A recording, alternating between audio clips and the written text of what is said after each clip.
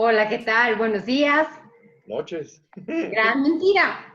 Estoy probándolos. ¿Qué Es tal? ¿Cómo buenas están? noches y estamos en vivo. Bueno, mi nombre es Nayeli Machorro y hoy estamos hablando con Adolfo Vargas.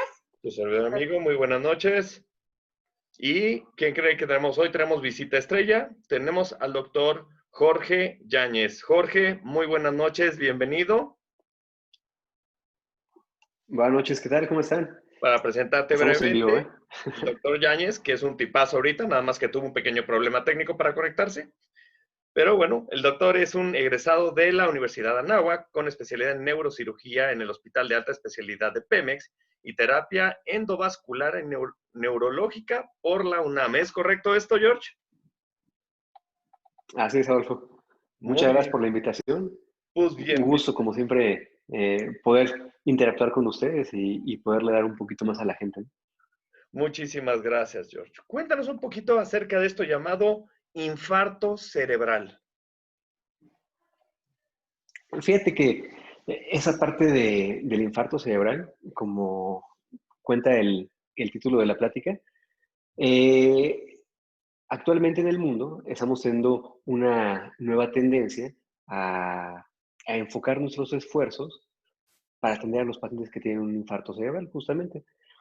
El infarto cerebral se entiende como una lesión aguda hacia el cerebro, que es provocada ya sea porque alguna arteria o un vasito dentro del cerebro se llega a romper, que es lo que nosotros llamamos como una hemorragia o un derrame cerebral, y el otro tipo, que son los infartos isquémicos o las embolias, ¿no? ¿Qué sucede cuando una arteria que va hacia el cerebro se tapa y entonces deja de circular la sangre que le lleva nutrientes, que le lleva oxígeno al cerebro, y entonces esa partecita del cerebro se llega a morir o se llega a infartar. Ok. Eso como tal son, a grandes rasgos, los tipos de infarto cerebral que tenemos. El por qué le estamos dando tanto auge y tanto énfasis a esta enfermedad es porque ya actualmente, ahorita en 2020, época COVID, representa ya la primera causa de discapacidad a nivel mundial y la segunda de muerte. O sea, ya rebasamos a COVID por mucho, rebasamos a polio, rebasamos el infarto al miocardio, rebasamos a cáncer. Entonces, por eso es que ahorita ya supone una necesidad para la población en general y para la población médica el que podamos entender de qué se trata y qué es lo que actualmente podemos hacer para combatirla, ¿no? Wow, qué grave. Oye, Sí, está cañón. la primera pregunta que me surge es, ¿podría ser yo alguien que le pueda dar un infarto cerebral? ¿O cómo puedo saber que puedo ser susceptible a esta enfermedad? Claro. La verdad es que esa enfermedad está avanzando muy rápido, ¿no? Porque anteriormente veíamos a gente muy añosa que sufría de infarto cerebral. Te hablo de gente longeva de 65, 70, 80 años, ¿no? Sin embargo, en la actualidad, cada vez vemos a personas mucho más jóvenes, desde 35, 40, 45 años, que están teniendo esta enfermedad. Mucho de eso tiene que ver con algunos factores en la vida cotidiana. Quizá el más importante es el mal hábito del tabaco, ¿no? O el tabaquismo. Eh, la dislipidemia, que significa alteración en las grasas dentro de la sangre, el sedentarismo, y que además esta enfermedad depende de otras enfermedades, como son la diabetes, obesidad, hipertensión arterial. Entonces, hay factores que nosotros podemos modificar y hay otros que nosotros realmente no podemos modificar en la enfermedad, ¿no? Aquellos que se pueden modificar son justamente el no fumar, el llevar una buena dieta, el hacer ejercicio. Y hay otros, como el género o la raza, que definitivamente pues, no se puede hacer algo, ¿no? Sin embargo, eh, si tú cuentas con algunos de esos factores de riesgo, es bien importante que entonces empecemos a tomar conciencia y acudamos al médico para tratar de prevenir el que podamos tener un infarto. Ok, o sea, entiendo que puede haber alguien delgado que no come grasas, que no fuma, pero que tiene antecedentes genéticos importantes que lo pueden llevar a tener un infarto cerebral, ¿es correcto? Exactamente. Fíjate que es algo curioso, ¿no? Porque eh, si uno parte de la idea que la obesidad y la diabetes son factores de riesgo, nos encontramos con mucha frecuencia con que gran parte de los pacientes que sufren un infarto son todo lo contrario, o sea, son gente delgada. Pero, como tú bien lo dices, pues es gente que desde los 15 años está fumando, ¿no? O que por una herencia familiar tiene carga para tener alteraciones en las grasas. Entonces, siguen siendo factores de riesgo muy importantes, ¿no? Ok. Fíjate que el viernes platicábamos qué hay que hacer cuando siento que tengo algún tipo de enfermedad. Ahora, este tipo de enfermedad, por lo que entiendo, tienes que reaccionar rápido o tienes que reaccionar rápido. ¿Qué síntomas yo siento si me va a dar un infarto? Es súper importante eso que dices, ¿no? Porque a diferencia de otras enfermedades como puede ser una gripe, diarrea, entre otras, el infarto cerebral nos supone un tiempo muy corto para poder reaccionar. Es decir, lo que estás diciendo de cómo identificar síntomas, aquí sí es muy importante. Entonces, perdón, es que de repente se va un poco la conexión. Actualmente reconocemos a nivel mundial síntomas que son comunes. Okay. Finalmente, el cerebro, híjole, tiene tantas funciones que ni te puedes imaginar, ¿no? Pero hay síntomas en común que la gran mayoría de los pacientes con un infarto pueden llegar a tener. En los que destacamos pueden ser alteraciones en el lenguaje, Okay. que pierdas movilidad o sensibilidad en alguna extremidad o bien en la mitad del cuerpo de un lado, izquierdo o derecho, que tengas asimetría de la boca, que no puedas coordinar tu mirada.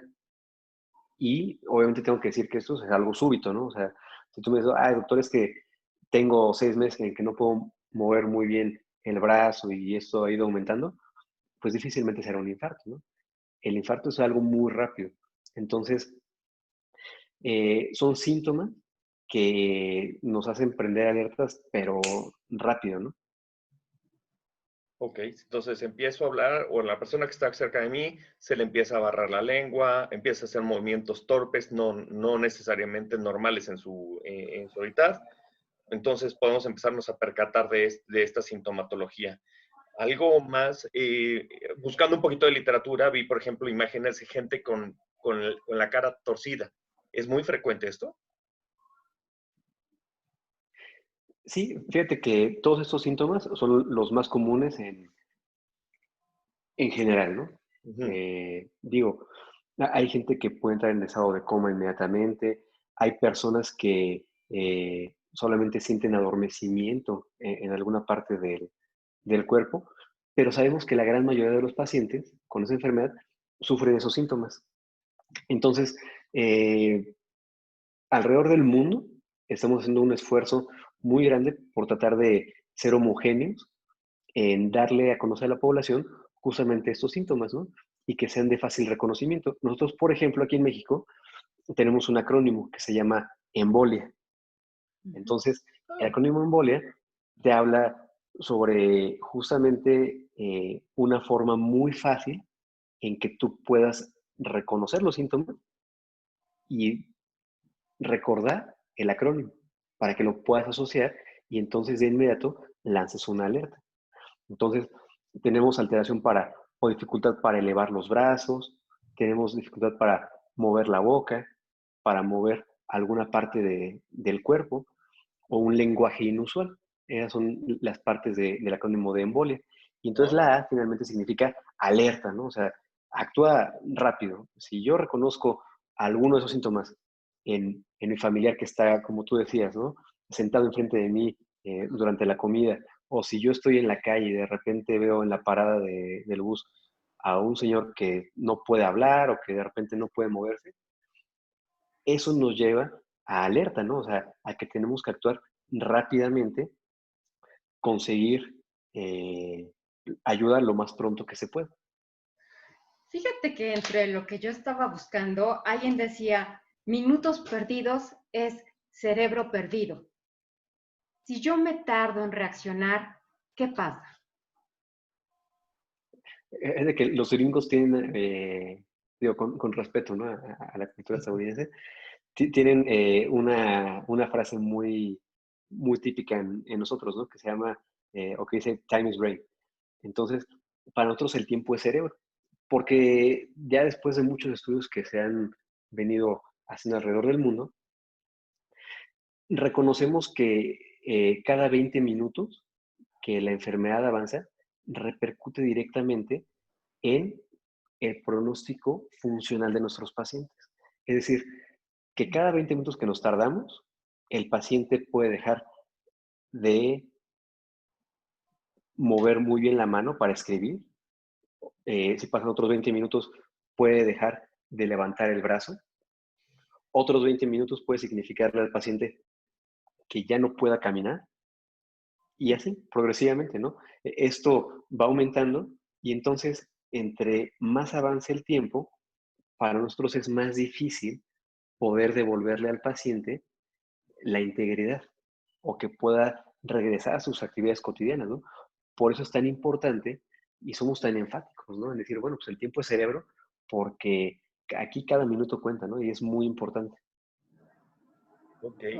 A ver, entonces, una persona que empieza con estos síntomas, nos estamos en estado de alerta. Lo más prudente, me imagino, que es llamar a una ambulancia porque no tenemos ni idea de qué hacer con ese momento. Esta persona, por lo que me dices, cada minuto que pasa, como va pasando el tiempo, es más difícil que pueda recuperar un estado de salud. Se puede ser que, o sea, bueno, el infarto cerebral es el origen de muchos temas de incapacidad. Sí, claro, o sea, te digo, ya actualmente es la causa número uno de discapacidad. Y entonces, mira, nosotros comúnmente lo vemos porque esta enfermedad, siempre se los comento, es devastadora. En verdad, yo creo que es como pocas enfermedades que tenemos, porque aparte es muy rápida, ¿no? O sea, la familia no tiene tiempo para reaccionar y para de la noche a la mañana tener a una persona que ayer llevaba el gasto a la casa y que hoy supone un gasto para toda la familia, ¿no? No nada más en cuestión económica, sino que ahora tienes un bebé al cual tienes que asear, tienes que cambiarle el pañal, tienes que cepillarle los dientes, peinarlo, cambiarlo, asearlo cuando va al baño, ¿no? Entonces, a eso nos referimos con que deja mucha discapacidad la enfermedad, porque realmente cambia la dinámica de una familia, de una población. Ujú.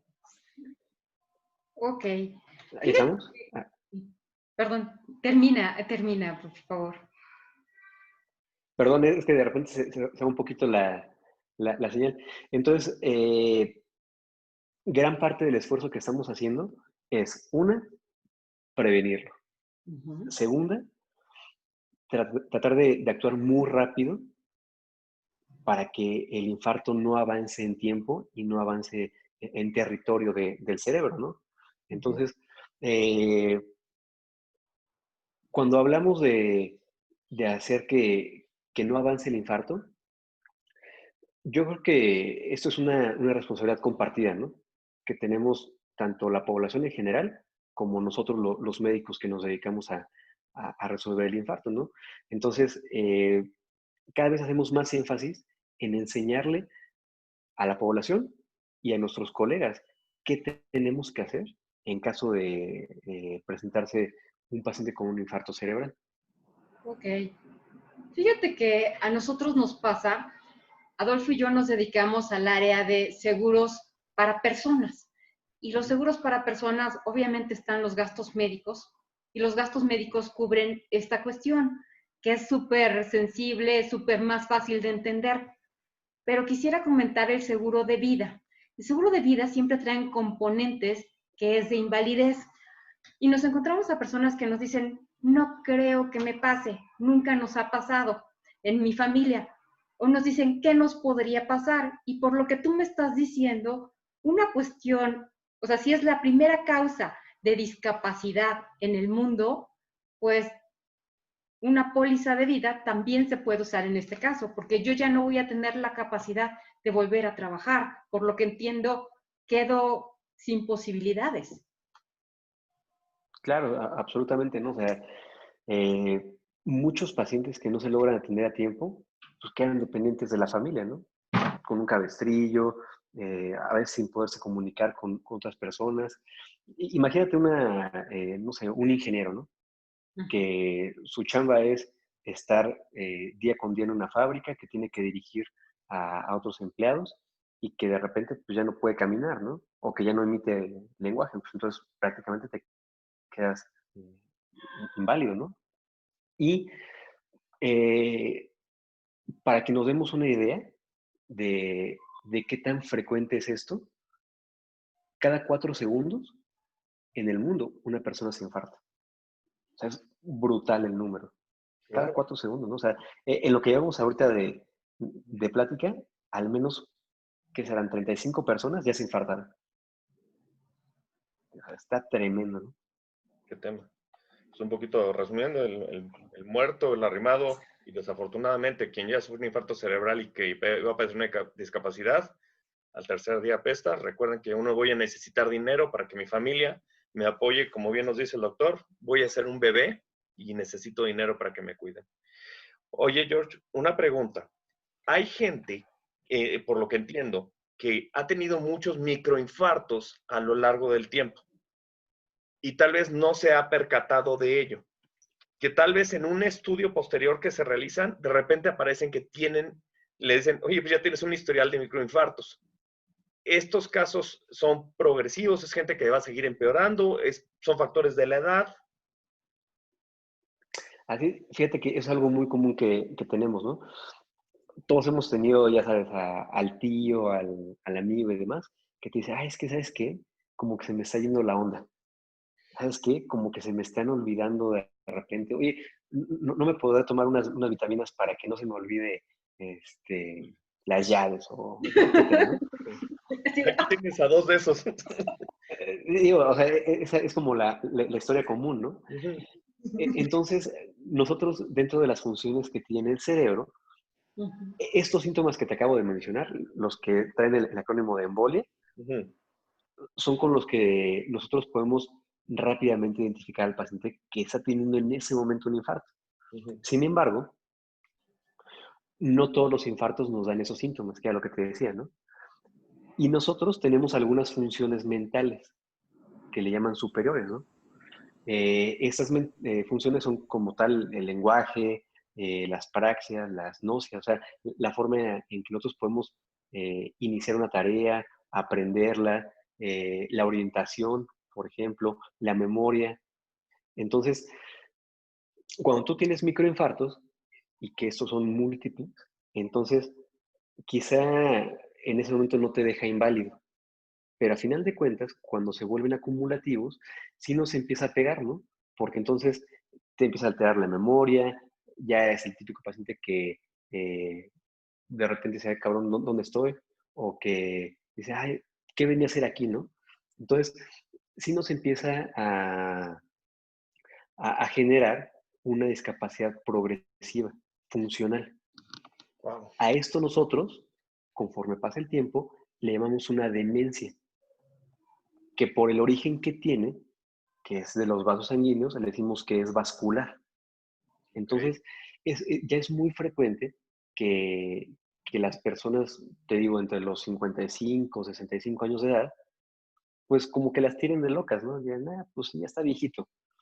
Y realmente, pues no es la edad, ¿no? Porque yo conozco gente de, no sé, 85 años que son completamente funcional, que te dan lecciones de historia, que te enseñan a tocar el piano y que son completamente funcionales, ¿no?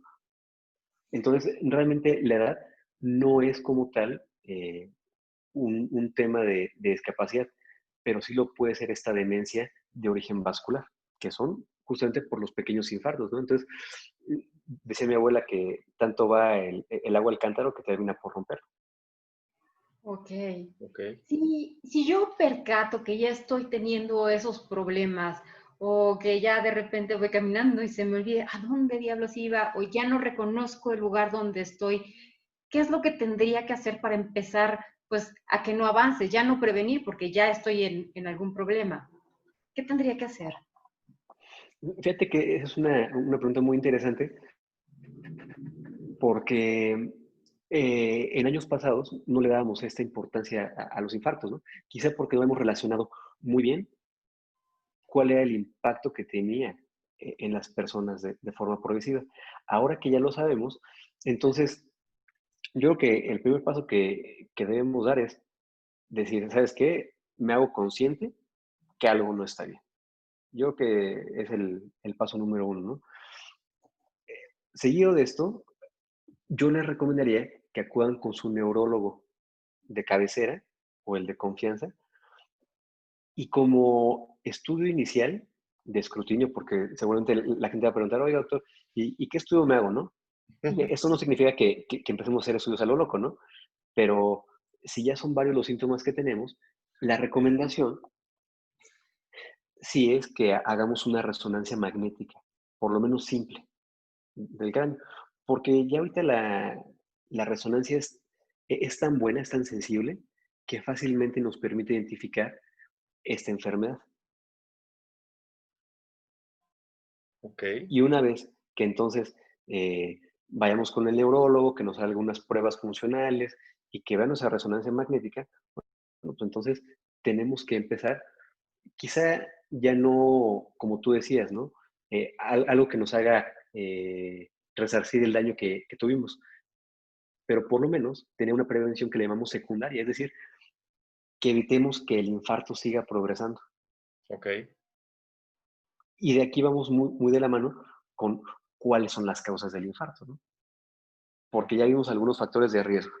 Pero Ajá. entonces ahora vamos a hablar de, oye doctor, está bien, o sea, está bueno que yo sea gordo, está bueno que yo tenga diabetes y que sea hipertenso, pero pues de dónde vienen los infartos, ¿no? Y entonces sabemos también que alrededor del mundo la causa principal son placas de colesterol que se nos forman en las arterias. Ok.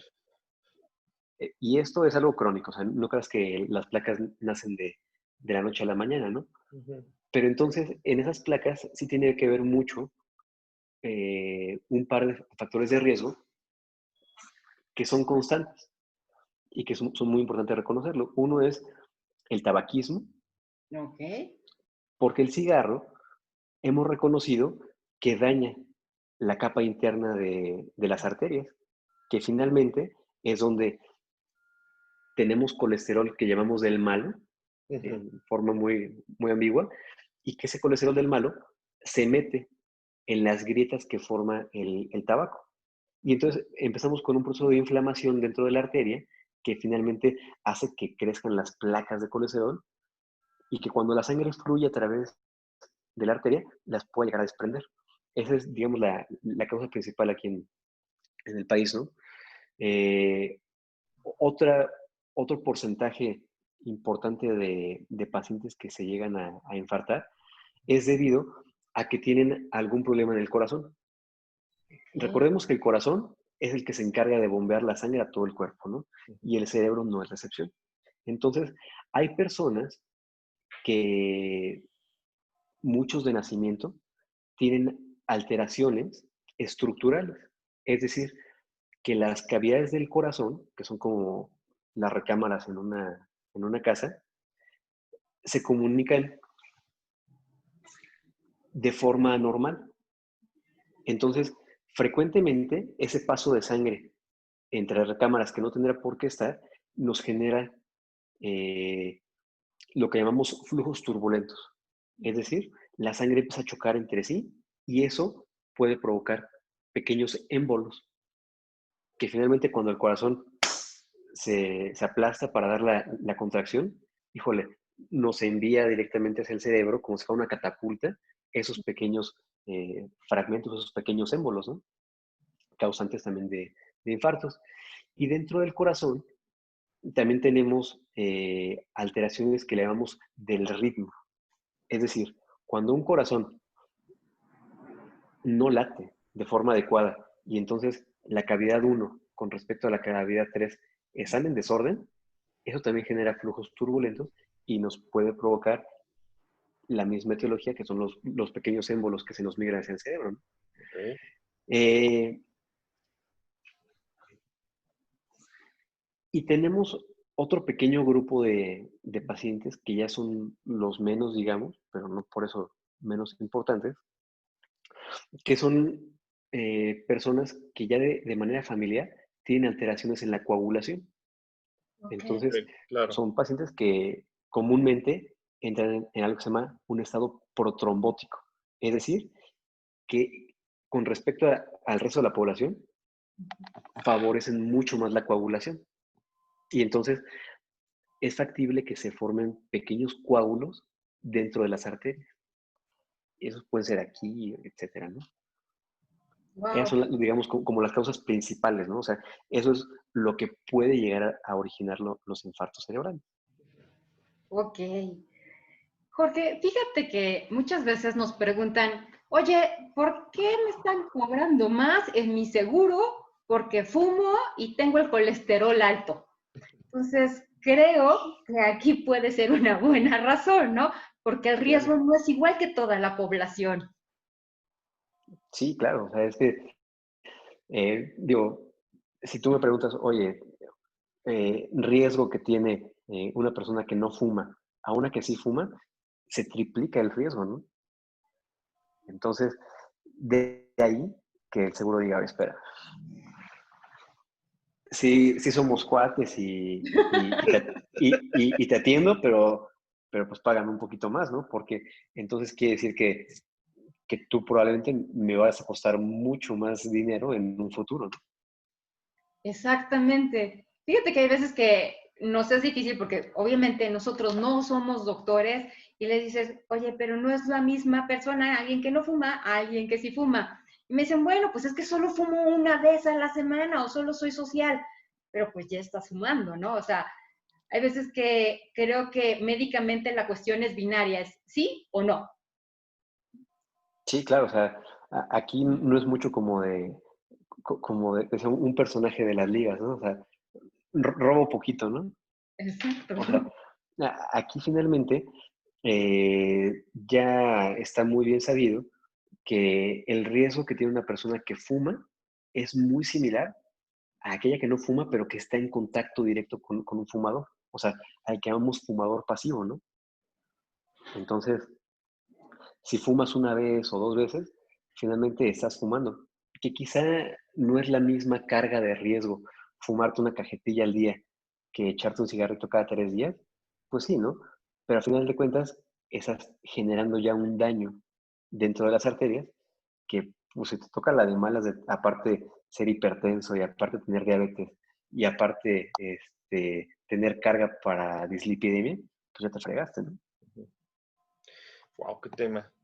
Voy a hacer una pequeña pausa nada más para saludar a gente que nos está viendo, como Lucero Servil, Raúl Monterrosas, Diana Chagoya, Luis Rocandio, Brenda Barca, Cecilia Altamirano, Giovanni Carmona, y varios más que nos están viendo. Por ahí nos preguntaron acerca de cuáles son las señales previas, que ya nos los habías comentado, cuáles son los síntomas, la famosa embolia. Entre Así otros. es. Acuérdense, dificultad para elevar el brazo, para mover la pierna, que la boca sea simétrica, que tengamos un lenguaje inusual. Son Ujú. los más comunes. Y y fíjate que ahorita esto está sirviendo mucho, o sea, finalmente nos estás comentando cosas que van a hacer conciencia. En el tema este de la memoria, sobre todo, pues, como tú dices, todos tenemos una mamá, una tía, que está con esos problemas. Y un poquito, en esta época de contingencia que tenemos en este momento, ok, me voy a animar a llevar a la persona, hoy estoy haciendo conciencia, gracias a lo que está comentando Jorge, de que tengo estas características. Me animo a ir con el neurólogo y el neurólogo me dice, oye, pues te tienes que hacer pues esta batería de pruebas, de imagenología, pero el miedo me empieza a abarcar por el tema de, oye, pues es que si me contagio de esto del COVID o no del COVID. Entonces, hay un poquito de los temas de qué pasa con la gente que por andar pensando en un miedo, no se atienden un problema que tal vez puede ser mucho más grave.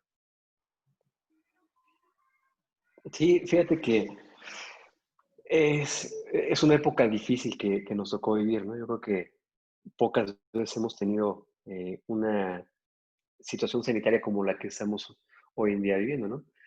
Eh, sí es difícil el que de repente entendamos cómo tenemos que hacer las cosas, ¿no? Porque tú ya lo dijiste, muchas personas tienen miedo a salir a hacerse estudios, pero a como lo dicta actualmente las normas en general de la OMS, no podemos dejar de vivir. Ujú. Y en el tema de salud, no podemos dejar de atendernos, ¿no? Porque finalmente estás dejando unas cosas y desatiendes a otras. ¿Yo qué estoy haciendo junto con mi grupo de trabajo actualmente eh, para atender a los pacientes? Digo, vivimos en la época millennial, ¿no? Y un poquito más allá, donde afortunadamente no sé dónde estés, no sé dónde estés, pero yo estoy ahorita en la colonia Roma. Entonces nos podemos comunicar fácilmente con un grupo de personas que están cómodamente en sus hogares o pueden estar en su oficina todavía, ¿no? Entonces, estamos teniendo cada vez más a esta apertura que no teníamos antes como médicos porque era un tema muy cerrado, era como un tabú, el permitir que interactuemos con nuestros pacientes con estas videoconferencias o con una llamada telefónica, ¿no? Entonces, eso está permitiendo que nosotros de forma indirecta podamos plantear posibilidades para nuestros pacientes. Y que si nosotros reconocemos que un paciente está en riesgo o bien hay síntomas que no nos dan como que mucha confianza, entonces ahora sí podemos encaminar al paciente y a su familia a que vayan a hacerse los estudios. Obviamente sin desacato a la ley, ¿no? O sea, manteniendo medidas de seguridad, siendo muy conscientes con el resto de la población y con nuestra propia familia, ¿no?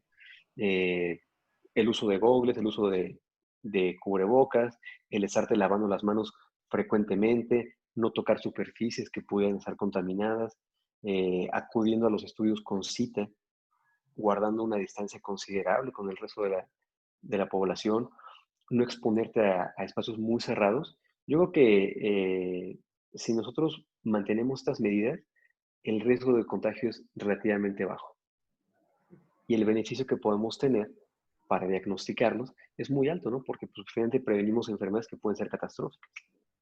Y también un poquito yo creo que recordar a la gente que así como en las instituciones públicas hay edificios, hay hospitales que son 100% COVID y que no son COVID, también en las instituciones privadas los que tienen áreas de casa COVID están perfectamente aisladas como para que el resto de los pacientes puedan atenderse lo que necesitan y finalmente que no les falte la salud en algún momento. Sí, fíjate que pasa algo muy curioso, ¿no? Aquí en la parte privada, eh, finalmente no puede dejar de ver atención a los pacientes y yo creo que es lo mismo en la parte pública. Entonces, hemos tenido que desarrollar muchas estrategias para garantizar a la población que no esté enferma el que no se vaya a enfermar si viene a un hospital, ¿no? Entonces, hay filtros muy estrictos de entrada o de ingreso al paciente y a los familiares. Hay zonas restringidas donde un paciente puede entrar y otras donde no puedes entrar. Otras áreas donde hay pacientes enfermos o contagiados con COVID y entonces el paso entre una área y otra son sumamente estrictos. Somos muy minuciosos en eso. Hay protocolos ya muy bien desarrollados y entonces eso nos garantiza pues, que no sea un contagiadero masivo dentro de un hospital, ¿no? Uh -huh. Ok, buenísimo. Oye, Raúl Monterrosa nos pregunta algo. Antes de que cerremos, vamos a dar pie a esta pregunta. Dice, ¿el consumo frecuente de determinados medicamentos puede incrementar el riesgo de infarto cerebral? Depende mucho qué medicamento, ¿no? Porque hay algunos medicamentos que pueden hacer que la presión arterial aumente, como lo que decimos un efecto colateral. Mm, Entonces, esos medicamentos pueden llegar a incrementar un poco el riesgo, sí, pero son, digamos, los menos, ¿no?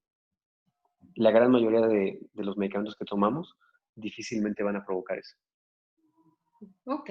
Quiero pensar que normalmente cuando un médico te manda un medicamento, normalmente te pregunta cuáles son tus condiciones generales para saber si te va a afectar o no te va a afectar. El problema creo que está en la gente que se automedica y que se mete chochos sin permiso.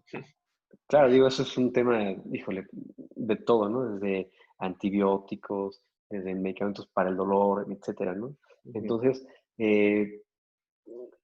yo creo que un factor de riesgo que está muy de la mano con los medicamentos es la presión arterial. Entonces, si ustedes acuden a consulta con su médico familiar o el cardiólogo o el internista, quien sea, yo creo que si vas a emplear un medicamento nuevo a tu régimen de cuidado, sí debes de informarle al médico, pues que eres hipertenso, ¿no? O que tienes diabetes, o que tienes una dislipidemia, o que tuviste antecedente de un infarto, porque entonces eso nos permite a nosotros el tomar una decisión mucho mejor sobre qué medicamento te va a caer mejor a ti y no te va a hacer daño. Ok. Buenísimo. Pues creo que vamos cerrando. El tema creo que va a dar para mucho más. Podríamos pasar horas platicando consecuencias, qué es lo que se podría hacer. Te agradecemos mucho, Jorge. La verdad es que creo que nos ayudó mucho y también nos puede ayudar a nosotros como asesores y en la cuestión de gastos médicos mayores. Creo que nos ayudó al igual más a nosotros que a nuestros asegurados. Adolfo, ¿algo que quieras decir? Básicamente cerrar un poquito, bueno, desde el tema de los seguros, recordar a la gente que los seguros de gastos médicos mayores cubren perfectamente todos los gastos necesarios para que ustedes puedan atenderse a este tipo de problemas. Y lo que nunca pensamos ver era la importancia del seguro de vida, sobre todo el seguro por invalidez, que los dos se nos abrieron los ojos, que la primera causa de invalidez los eventos cerebrovasculares. Es impresionante, o sea, es un dato muy, muy fuerte.